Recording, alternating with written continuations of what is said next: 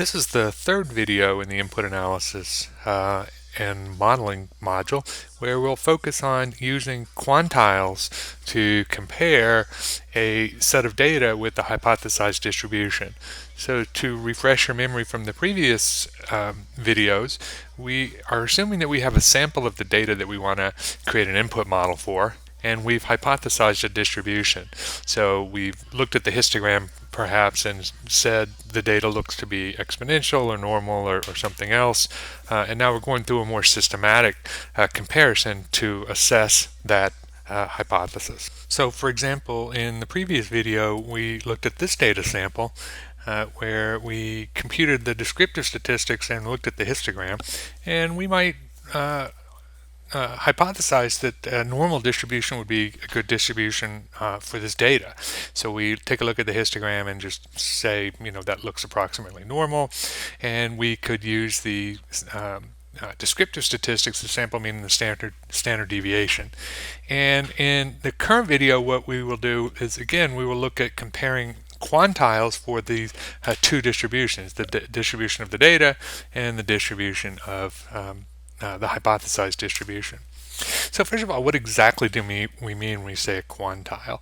And so I have here the distribution function. So I have the PDF and the empirical CDF. And let's just say if we define the Q quantile here, where Q is that and gamma Q is the Q with quantile, then gamma Q is the value such that Q percentage or Q probability of observations less than or equal to Q. So in the PDF, that would be roughly equivalent to this shaded area being equal to Q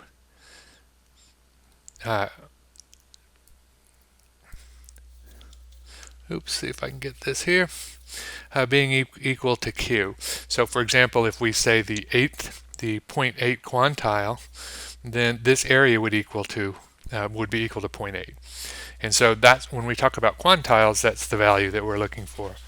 We also sometimes use the term percentile.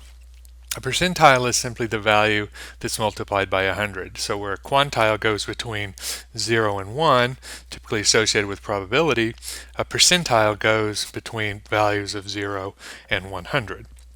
The example that we have here, the 0.8 quantile, is the same thing as the 80 percentile.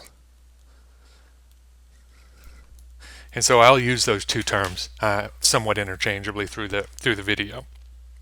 So let's think about this systematic comparison. And you see what we have is, if we think about the distribution function, so I have x and I have between 0 and 1, I have two distribution functions of interest. I have my data. Let's say this is my data. And then I have my hypothesized distribution. This is my hypothesized distribution. So in the example that we did on the previous slide, we would have the data sample versus the normal distribution with the computed mean and standard deviation. And when I'm comparing quantiles, what I essentially do is I pick a particular Q value, let's call this Q, and I compare the gamma Q for my hypothesized distribution with gamma Q of my data. I'm sorry, I got these backwards. This is the hypothesized distribution. This is my data, where it intersects the data line. And so presumably if the hypothesized distribution is a good fit for the data, then these values should be relatively close to one another. And there are several different methods for doing this systematic comparison.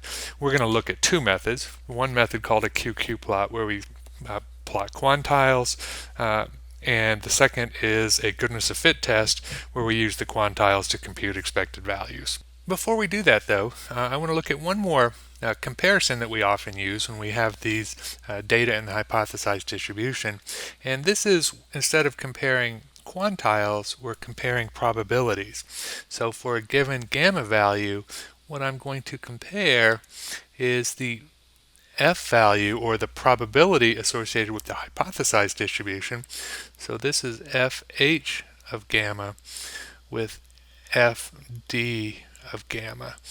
So this is the distribution function at the for the hypothesized distribution at the given value of gamma, and this is the distribution function value of the probability of gamma for the data.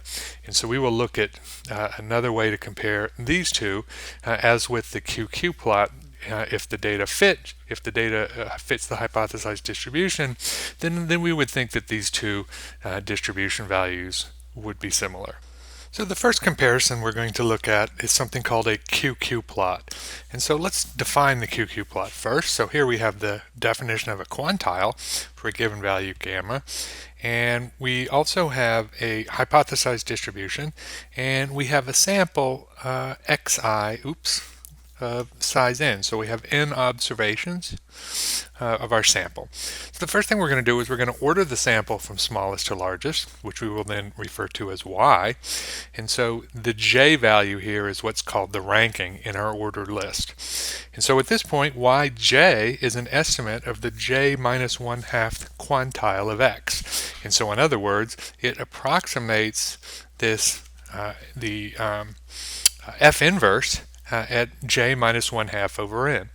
And so what we'll do, if the fit is good, then my yj value, which is my observed value, is approximately the same as this inverse value for my hypothesized distribution, and therefore that plot should be a straight line. So let's look at an example, and it might make a little bit more sense. So let's assume I have this in Excel. Let's assume that we have these 20 observations of our random variable xj, and we can see those here in column B, and I compute the sample mean and sample standard deviation. And so what I have is two different QQ plots. I have a QQ plot assuming that the data are exponentially distributed, and a QQ plot assuming that the data are normally distributed, or hypothesizing that. And so note in our calculations, the column C, which are my yj's, is simply column B that's sorted from smallest to largest. And then I compute the j minus 1/2 over n for each of my n observations. And so, for example, this row 10 is telling me that my sixth increasing value of xj, which is 108, is an approximation of the 0.275 quantile.